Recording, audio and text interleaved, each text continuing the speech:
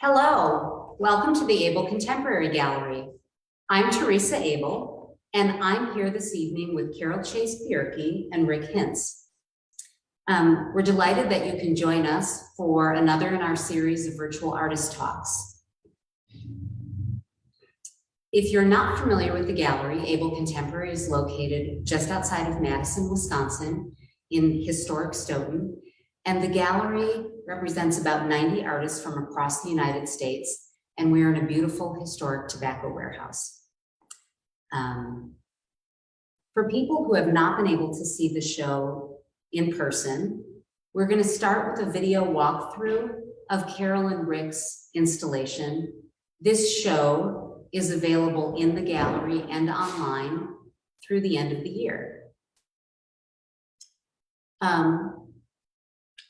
This evening, we're going to, after we look at this video, I'm going to have a conversation with Carol and Rick about their work.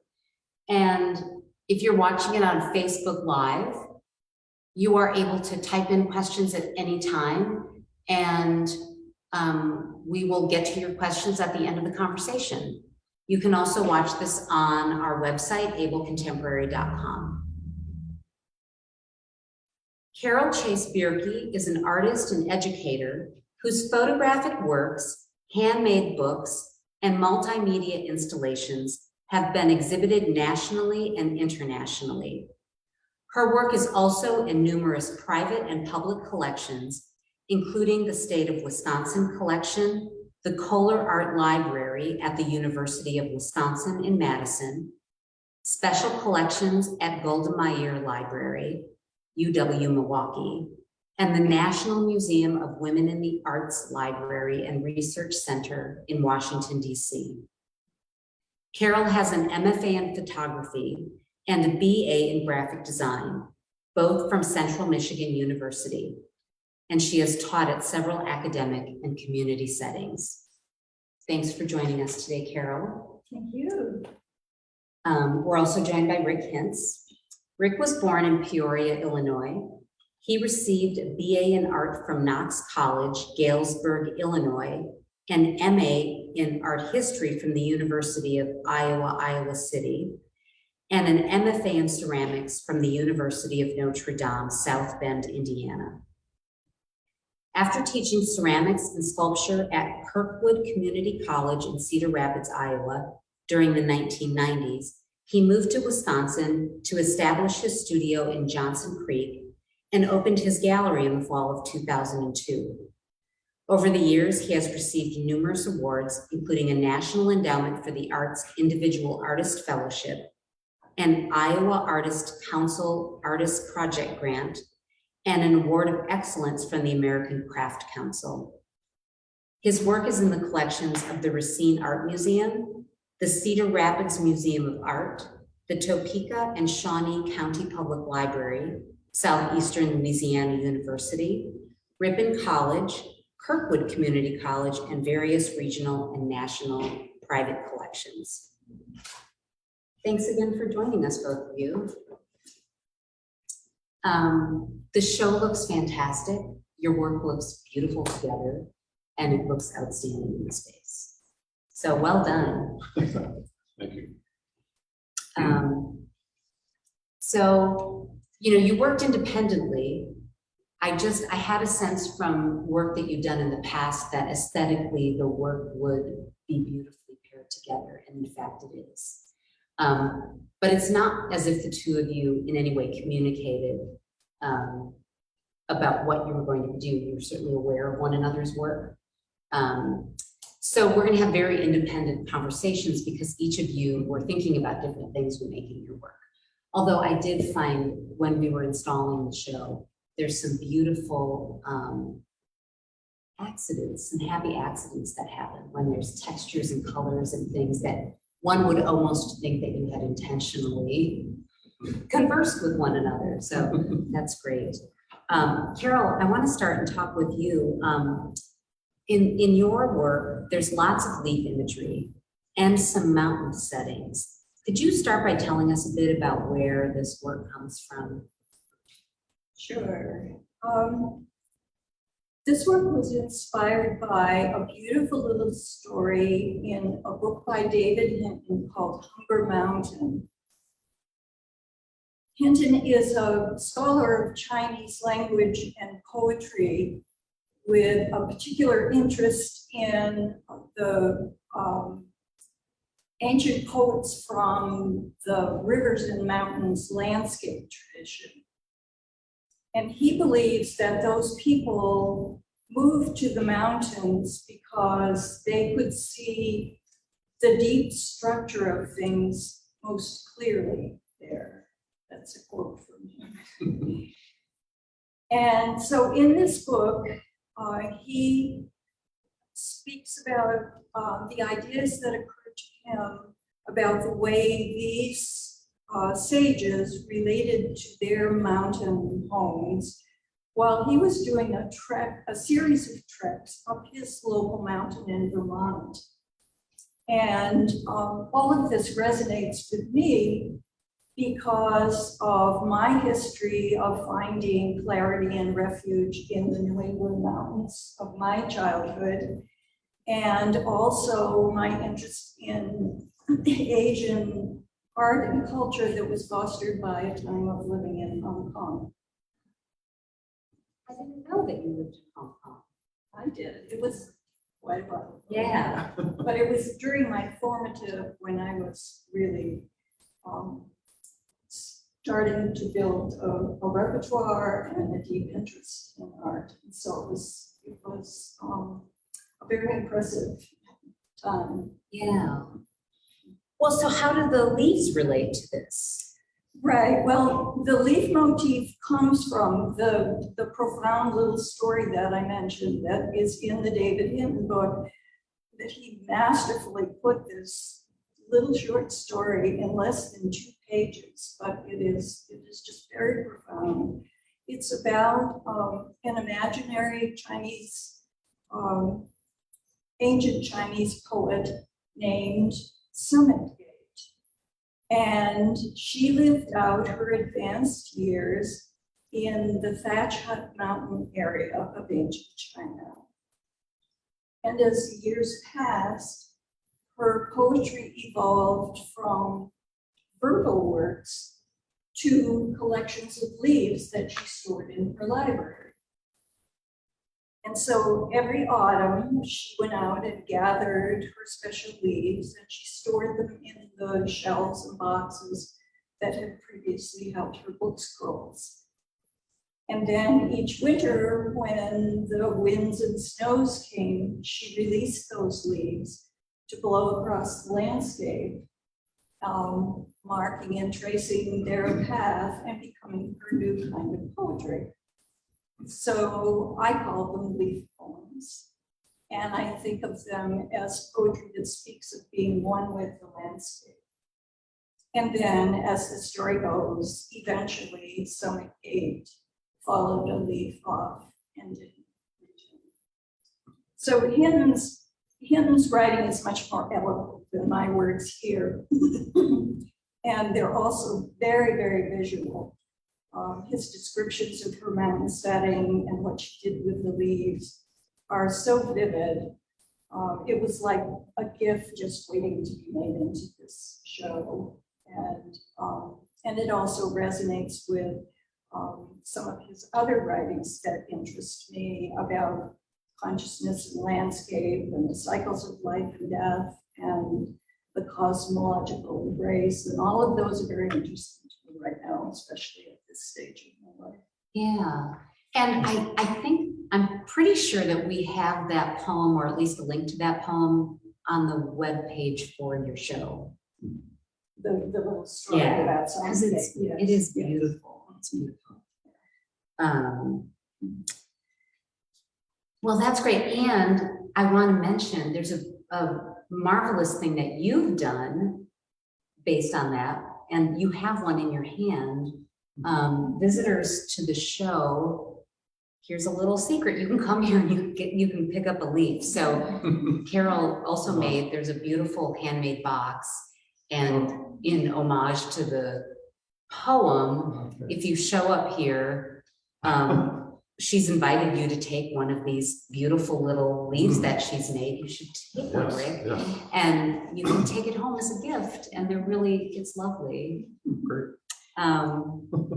So leaves are common. I mean, they're beautiful, but it's a common form. So how did you approach this? Right, well, and probably for some people, the leaves are simply leaves, and that's perfectly fine, and I mean, what could be better? But for me, the leaf is a motif. It's an aesthetic device. And the leaf is new for me and specific to this particular series, whereas the mountain is a motif that has popped up in my work from time to time for many years. And there have been other motifs and metaphors throughout my career as well. In the early art and healing work, there was a rowboat or a lifeboat for making my way through cancer treatment. In the Touchstone series, there were several motifs. Started with the stone walls and mountain cairns from the landscape where I grew up, and then it expanded to include portals and monuments and ritual sites of various sorts that I encountered in my travels. And in that case, those were the types of structures that people have been making for millennia as they followed that common instinct to pick up a stone and put it on another stone. Right. And I think that picking up leaves is something that many of us are inclined to do too. So the motif is an entryway to present my ideas and invite the viewer to respond if they want to, based on their own thoughts and experiences. Maybe an attempt to connect with something a little more universal. But I also think that it's related to that thing about the photographic mindset that simply likes to say, oh, look, there's something interesting here that I think I want you to see. Yeah. And whereas I don't do a lot of straight photography anymore, that's still very much a part of my approach to art making. Right, so that's one thing. So photography has been a really important part of your practice. But you're doing something in this body of work that you've been doing for a while called limnography. Right. And so tell people what that is, because most people don't know what that is. Right. So, yeah, photography has never been just one thing. In 1839, two different people took out patents on two different processes. So that's a year that's often designated as the invention of photography. But there were already other processes in the works, and there have been a lot more since. So this one that I use, that I call limnography, and by the way, I just made that word up because I couldn't find that anyone had come up with a name for what I was doing. And so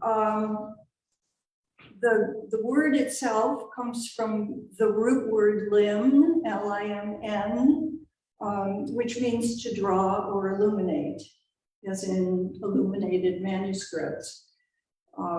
So there's light and there's drawing or writing. Photography also means light writing, but that was already taken.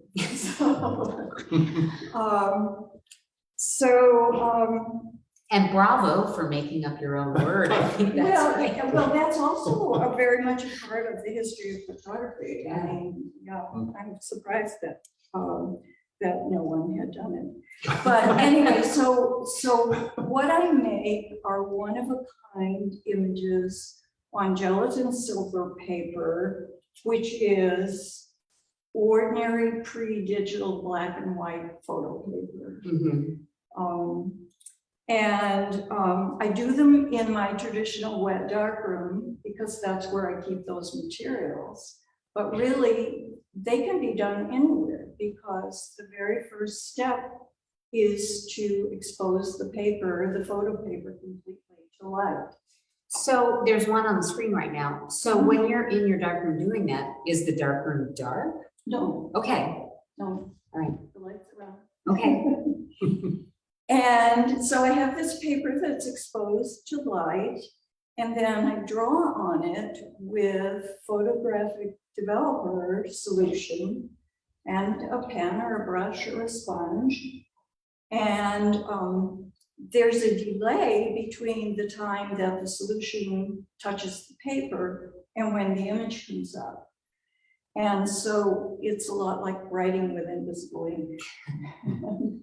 And then it's a matter of watching the image come up and deciding whether to go back in and add something more before stabilizing it and then processing it the rest of the way to archival standards as within photographic print.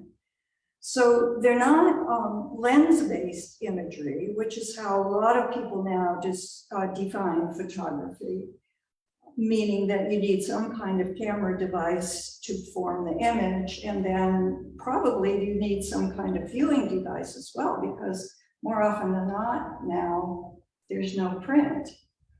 But for me, the exciting things about photography are light and image and material. So there's always a tactile element. It's a mark, but it's also something physical that I can hold on to. Yeah. Well, so they're made on black and white photo paper, but when you see the images, it seems like there's some color and some grays and things. So how do you do that? Well, it's all part of the magic. Really. I mean, I have found a few things I can do to encourage it. But, so here, how did you make that thatch roof? Right. Well, the thatch roof is added color after the fact. Okay, okay. And I do that occasionally, and I have done it in this series, particularly with these poetry shelter pieces that have the thatched roof. Right. Okay. But for the most part, there are several different papers represented in this show. And these papers vary in terms of their base color, their tonality, their contrast, their surface characteristics, several things. And all of these affect the way the image and the print, the look and the feel of the image and the print. And sometimes that does include an unexpected color effect. But yes, I do use transparent oil colors, photo oil colors after the fact for some. And in the case of the thatched huts, it's obvious. In the case of most of the leaves, it's much more subtle and quite minimal. I don't put a lot on the leaves.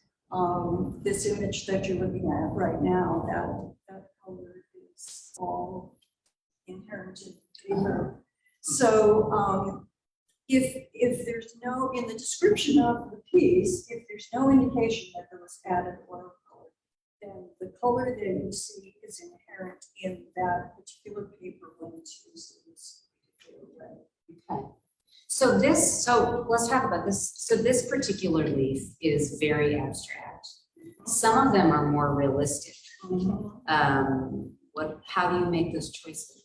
Yeah, well, it's a mix of representation and imagination and suggestion. And I like the variety actually, because I think it fits with the subject matter. Especially at this time of year, we're so aware of the vast number of leaves and all their variations. And I do keep some actual leaves in my studio that I refer to sometimes. But I'm really more interested in how the different papers and the different tools make marks that can be interpreted as leaves. And so the different textures and patterns and lines, and even the voids, I think some of those suggest the manner in which leaves deteriorate, as they would have in some of Gates' letter. Yeah. And so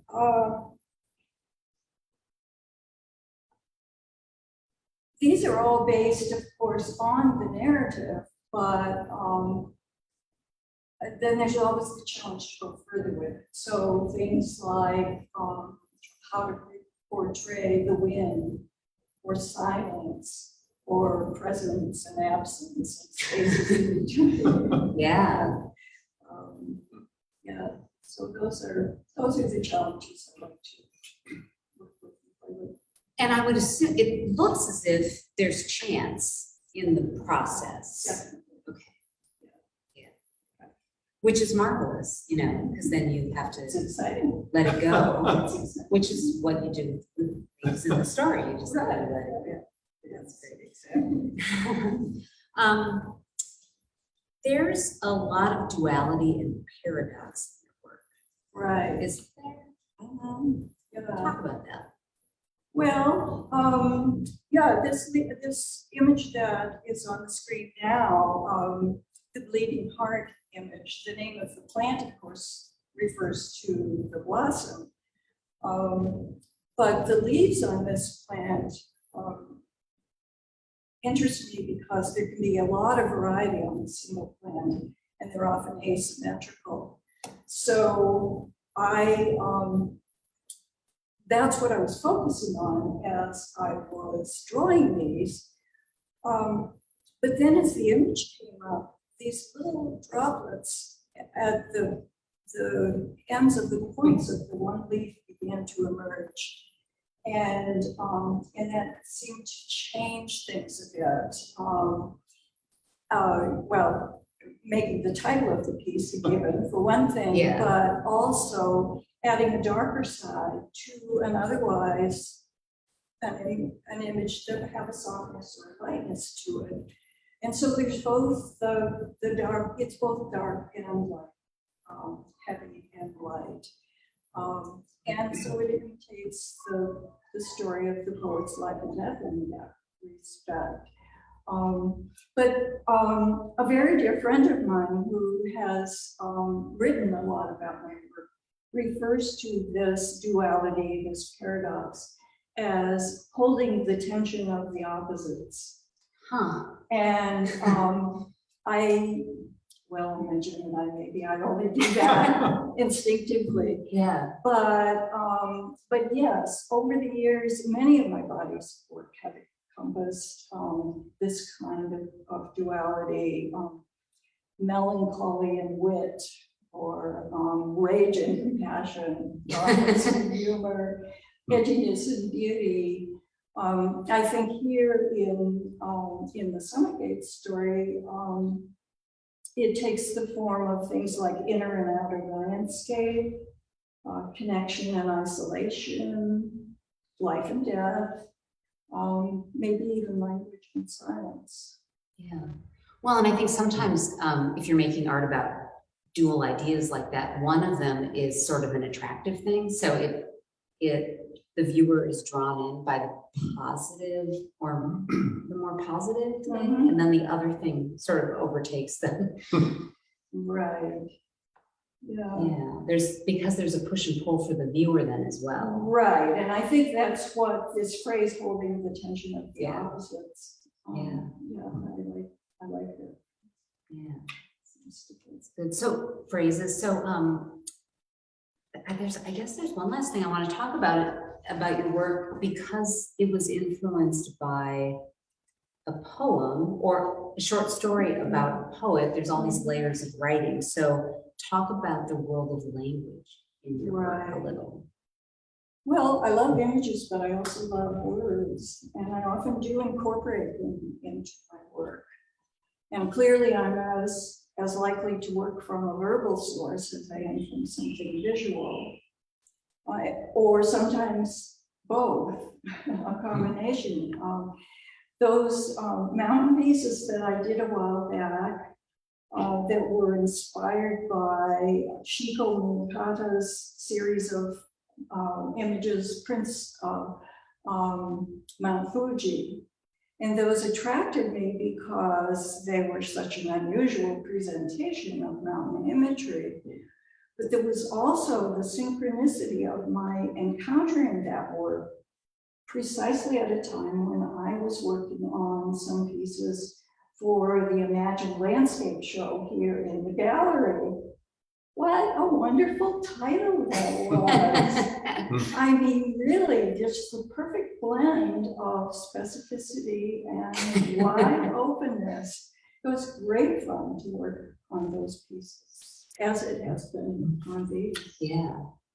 Oh, that's so great. Well, that's wonderful. You did a marvelous job explaining everything from your really magical technique to that incredibly beautiful and thoughtful inspiration. And I hope that the Hinton, is that his last name? Mm-hmm. would be delighted if he was able to see these works and honored. Yeah. Great. So thank you. Absolutely. For this opportunity. Yeah. And Rick too, thank you, because this has been just wonderful. Yeah. Oh, it looks great together. Yeah. So Rick, let's talk about your work a little bit. Okay. So you make functional and non-functional work. Mm-hmm. And you've shown at the gallery for a long time now. And you've always done that, gone back and forth. So has that always been part of your practice as a ceramicist? And how do you decide which you're going to make? Well, yes, I've always liked both. And, some of my first experiences of clay were making little clay animals with clay that my mother brought home. So was your mom a potter? No. Oh, okay. But so, they weren't pots. Yeah. And pottery, I didn't even know that people made pots until I was a senior in college. Oh. My high school didn't have an art program. My college had a major in art, but they didn't have a ceramics program. The sculpture program, and I took a sculpture class and worked in clay. Oh. My senior year, they started a ceramics program. It was the first time I'd seen someone make pots on a wheel. So I was really interested in the process and spent a lot of extra time trying to figure out how to make things on a potter's wheel. It's kind of grabbed my interest. I didn't continue in it right then, but. And when you were interested in that, the professors that you had been making sculpture, did they encourage wheel throwing, or did they sort of say, "What are you doing, Rick?"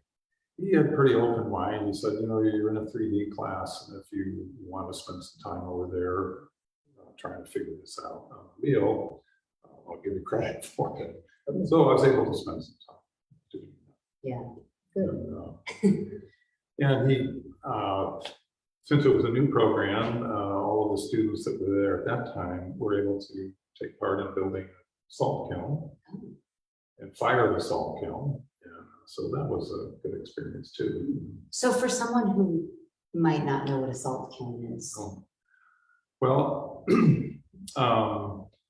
a salt kiln is just a ceramic kiln that you get it up to temperature, and you can throw sodium in some form into the kiln. Salt is the most common one. And the sodium, if it's salt, kind of explodes into the atmosphere. And at very high temperatures can react with the silica that's in the clay body and form a glass on the surface. And the neat thing about it is that it's never a perfectly even kind of thing because you have these vapors moving around the pots in the kiln. So it usually produces a kind of varied color and surface texture. Yeah. So, and just to be clear, the work in your show is It's not not so self. So Right. let's move on. Yeah. well, let's get a little bit technical about some things for people. So there's some pieces on the screen right now, Okay. which are this wonderful ochre glaze Yeah. slip. Yeah. So they're stunning, and these are new forms, and we can sort of, we'll go back and talk about how your forms evolved to doing these pieces, but Okay. talk about how you make these technically. Well, the coil pots, so coil pots are made in stages, and I start at the bottom with a disc of clay and then add a couple of coils. And my process is the coils are kind of thick, so I make sure they're attached, and then I pinch them and paddle them and scrape them so that they're thinner. The coil is maybe an inch to an inch and a half in diameter, and I can usually pinch that up to maybe 2.5 inches in height. And of course, the clay is soft, so after I get maybe 2 of those on there, it won't take any more weight or it'll collapse. So you have to build them kind of slowly, and that's one of the things I like about the coiling process because of that, I'll work on a few pieces at a time, maybe 3 or 5, and I'll get one going, and then I can leave it alone and let it dry and move on to the next one. And with a vertical piece, you can build them a little faster because it's vertical and they will support themselves. On some of the rounder pots, if you go out at an angle, there's more possibility that the clay will droop or something if you add too much weight. So you have to be very careful about it. Right. So the pieces that we're looking at right now, how tall are those? They're about 2 feet tall. So how long, with the process of having to wait and keep going, how long does it take to build? Assuming you have time and you're not being interrupted. Yeah, well, someone could probably build one of those pretty quickly. I mean, in a few hours. I mean, some people will artificially dry with a torch or something like that to kind of firm up the clay so they can build higher. I had a student once, beginning student, who was very skilled and started doing this cloning process and built something about 3/4 the height of that.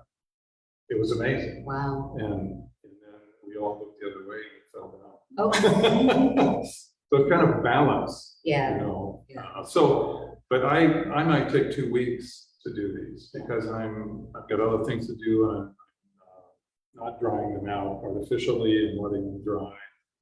And what is very nice, one of the reasons I really like this process is the pots are sort of half finished or they're at various stages and they're just sitting around in the studio. And I'm not working on them, but maybe I'm eating lunch or something and I see them. It's sort of I notice them instead of really thinking about them. And I can sort of see them more objectively that way and see maybe what they are or get an idea for the next one, variation that I might make. So there's something really nice about that process. You know, on a wheel, things happen very quickly. The coils, it's a very slow process. So whatever stage they're in, when I'm ready to go home, I cover them with plastic. So they can kind of stay in that covered up for a few days if I want to or need to.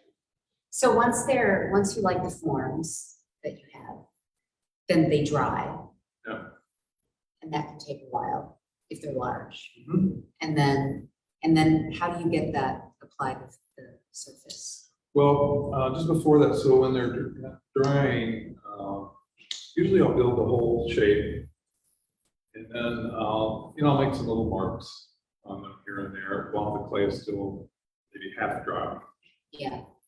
And so I'll impress some textures or make little marks.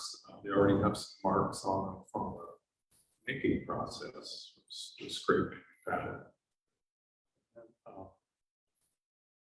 with these, then I let them dry completely, bisque fire them, which is a preliminary firing to 1200 degrees or something like that. And then, at that point, the clay is fused, but it's still very porous. So that's like with the pottery, that's when I'm glazing things. So with these, that's when I'm applying this slip. And the slip has just been kind of a fortunate thing. I have a friend who supplies me with some mixed wood ash. It's half wood ash and half clay. And I first stain the piece, so I'll paint iron oxide mixed with water over the whole thing. And then I'll sponge it off. So it's kind of like an antique process. Okay. And the iron oxide soaks into the pores of the clay. It stays in the grooves, wherever there's an indentation. And then I'll sponge it off as much as I can. And then I'll, usually I'm spraying this material, this clay slip on the outside. And it's influenced by the iron in the clay and the iron that's left in the pores and the grooves. And wherever there's more iron, it's darker. Wherever the clay slip is thicker, it's more yellow.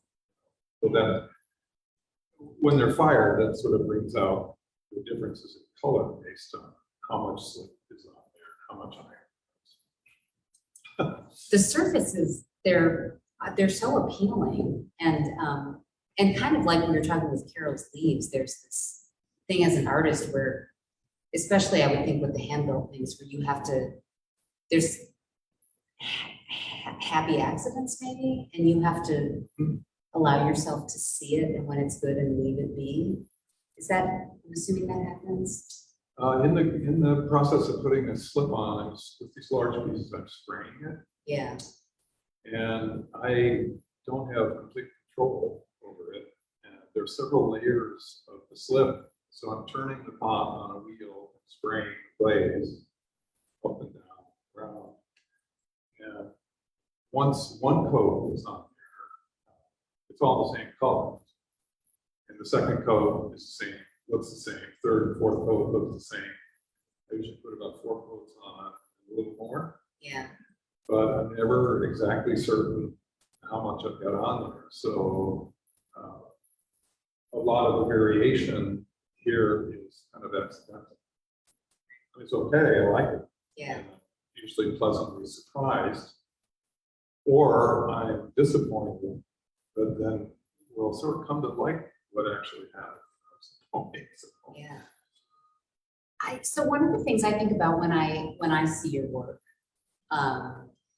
I feel like if I came across, say, this jar, Oh. and I wasn't familiar with you or any of the pieces in this show, I might not know if it's a contemporary piece of ceramics or old, and I think that's really marvelous. And that can be said of some other people's work, and ceramicists, like so many other artists, feel a kinship with, I think, feel a kinship with people who have been artists and worked in that media before them. Oh, yeah. And in the case of ceramics, it's ancient.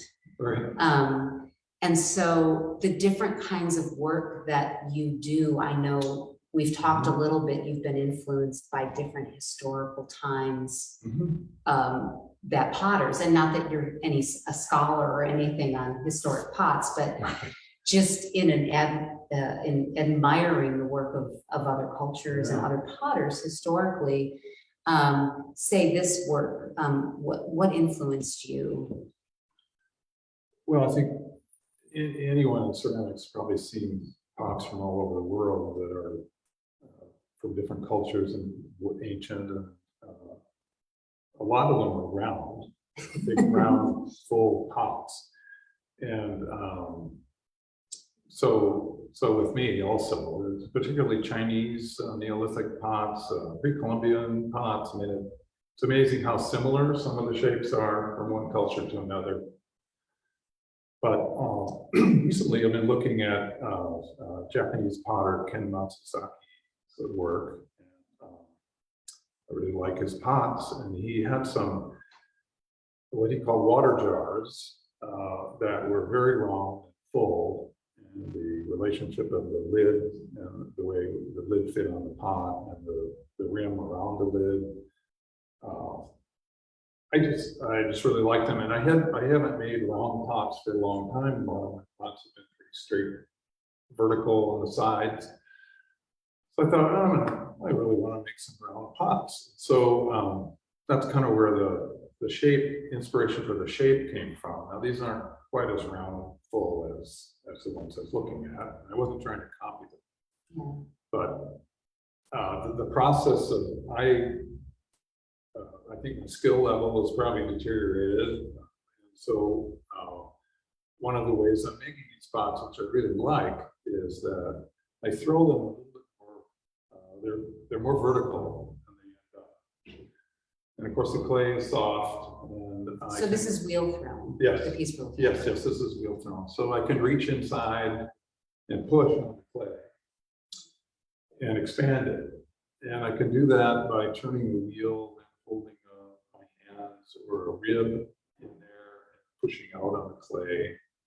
Or I can use my hands from inside out and kind of push out like this as the clay is turning. And what's fascinating as the one who's making it is I'm sort of watching this profile take shape. And, you can push the shoulder out and it can kind of make this kind of a big, strong pot, or you can continue to push down so the belly comes out more, and then it sort of has a different personality. And not only does it have sort of a different expression in the bodily way, but it also reminds me of all these historical pots that I've seen. And it's kind of a all-absorbing place to be in when you're doing that. And as the clay dries a little bit more, I can go in and push it out again until I kind of satisfy the shape. Right. Well, and what the other thing about ceramics that I think is so interesting is it can be fragile. I mean, I could grab any one of these pieces and if I dropped it, it would break. But if I don't do that, it could last Right. endlessly. It's kind of amazing, actually. Yeah.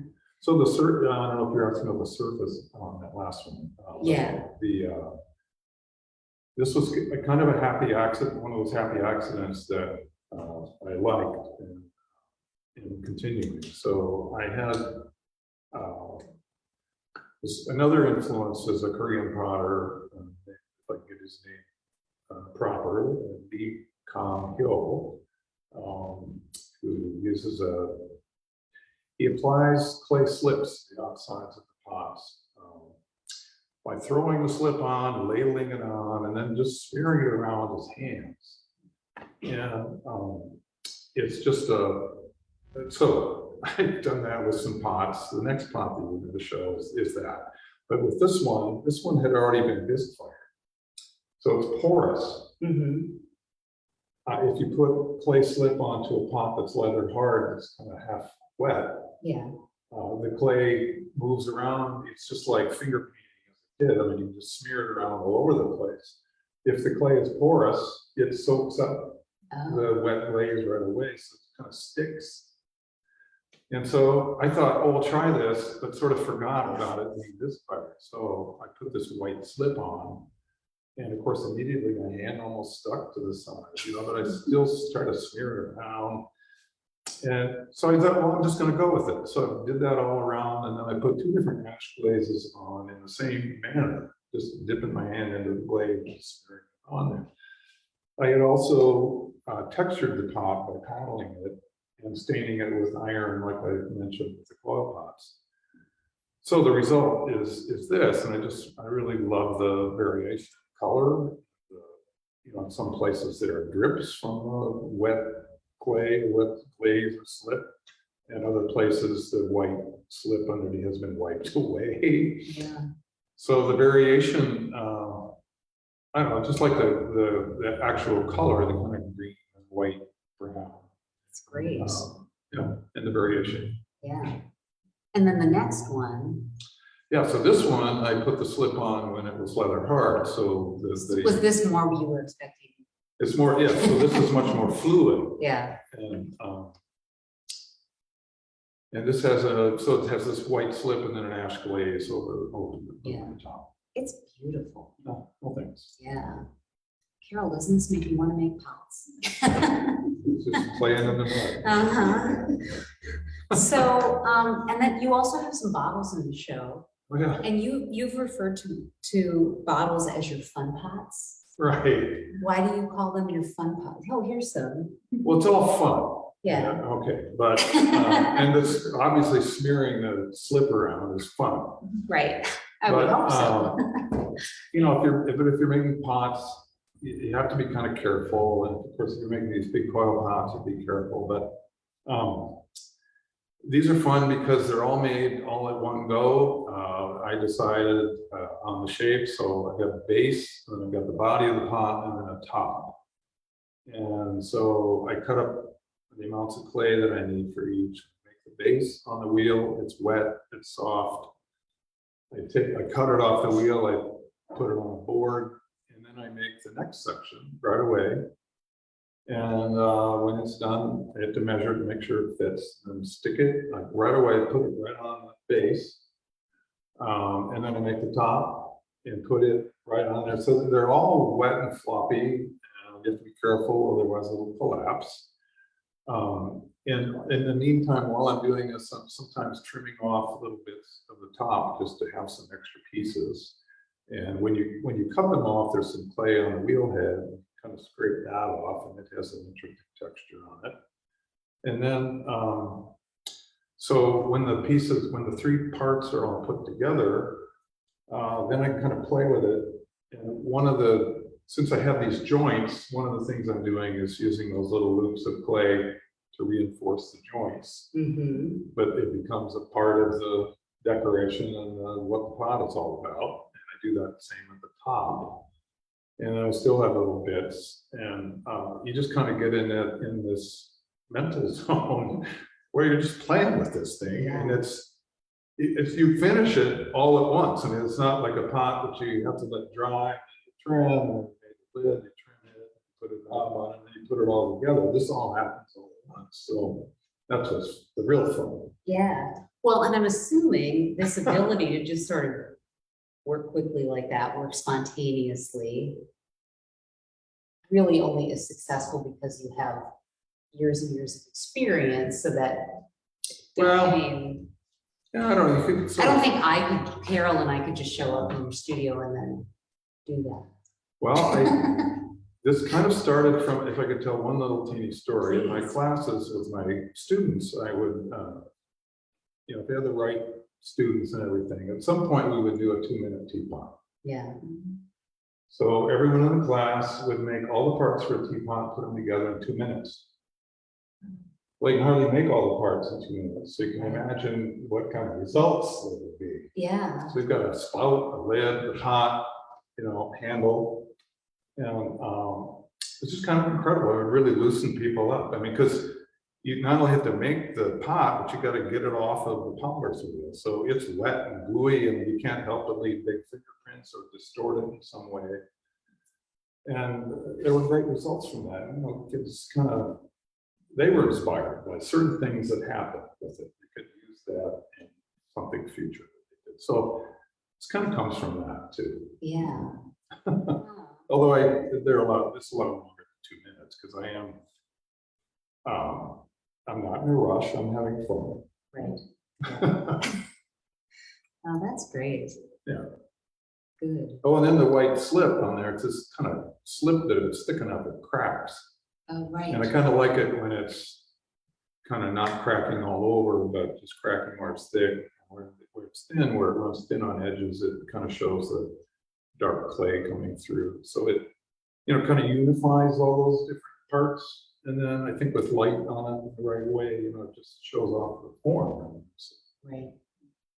And it's funny because, at the beginning I was saying that you make functional and non-functional work. And I mean, these are bottles and vessels and jars. And so they could be functional, I suppose. Nice space. Yeah, but, so I guess I just wanted to say that. But and this is the kind of work that we're featuring in the show right now, but you also make beautiful wheel thrown tea bowls and teapots and all sorts of other things. But they're fired and made differently, and they don't have these lists. Yeah, I think lately I've been making an awful lot of jars. And, Yeah. So there were some of the pots I was most interested in. I thought it would be more unified as a show. Yeah. Just jars. Yeah. Well, I'm just so excited about how the work looks in the space and how it looks together. I think it's one of these perfect collaborations, sort of.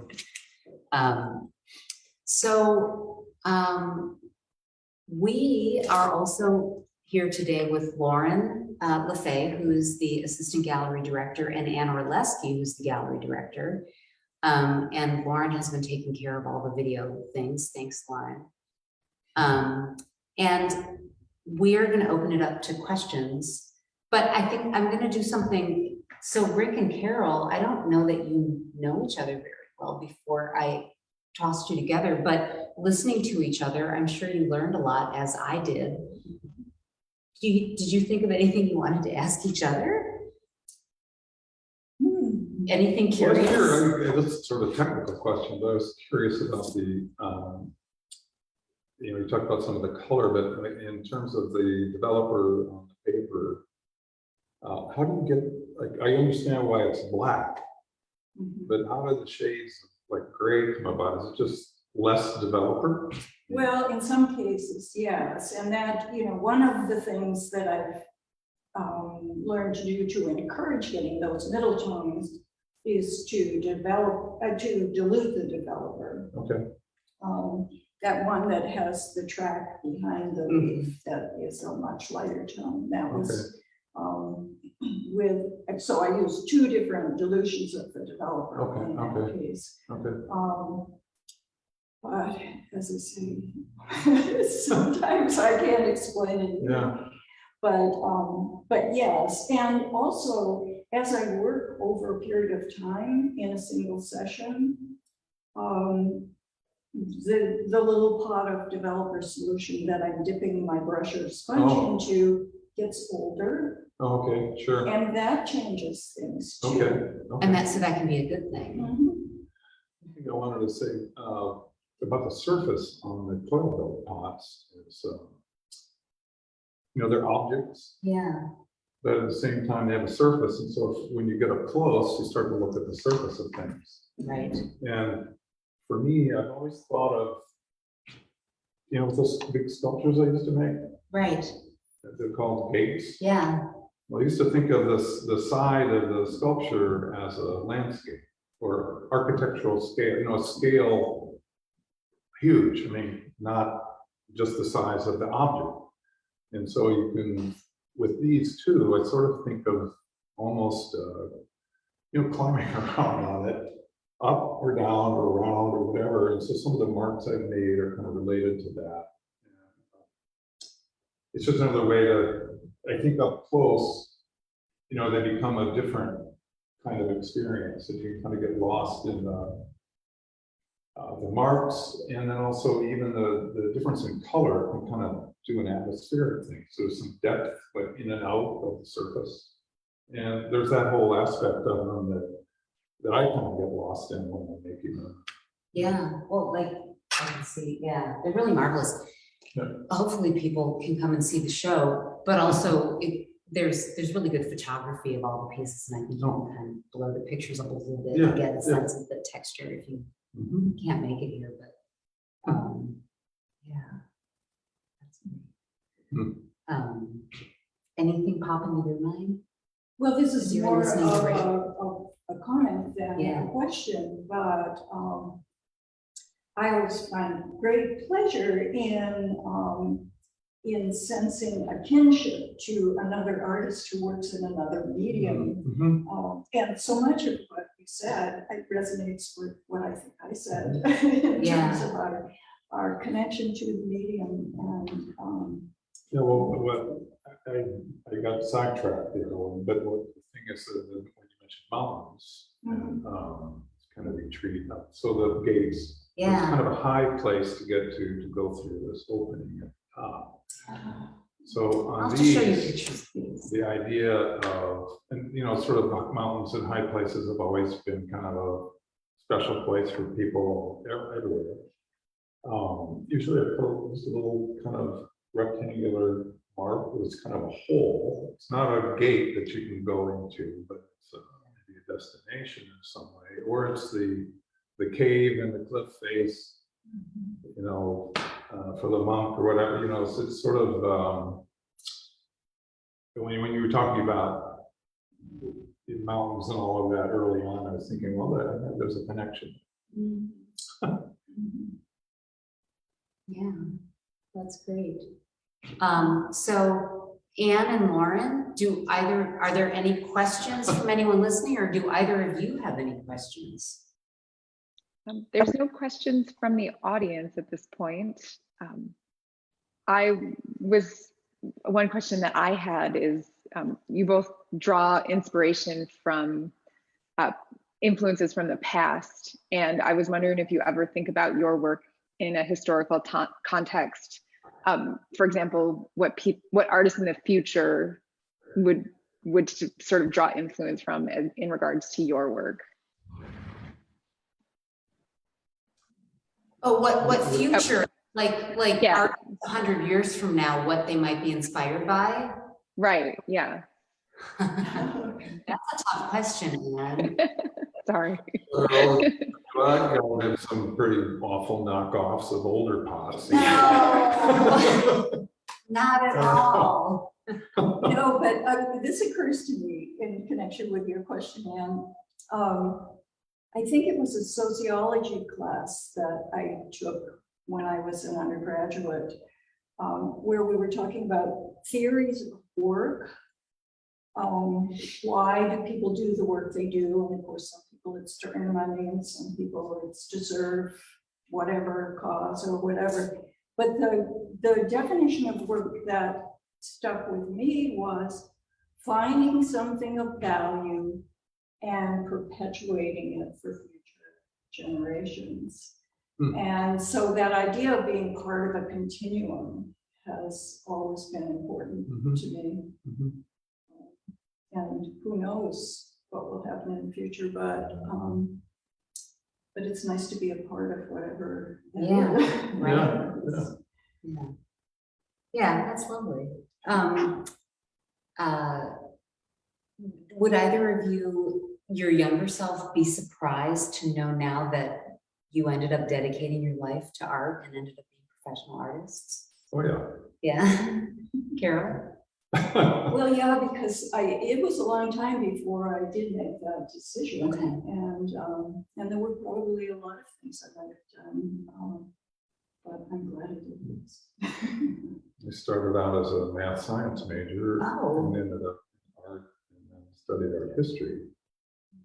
And it wasn't until after I got out of graduate school and was teaching that I started getting serious about pottery. So, Yeah, that's interesting.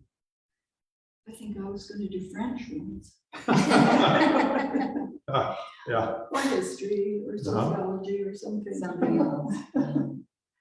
That's great.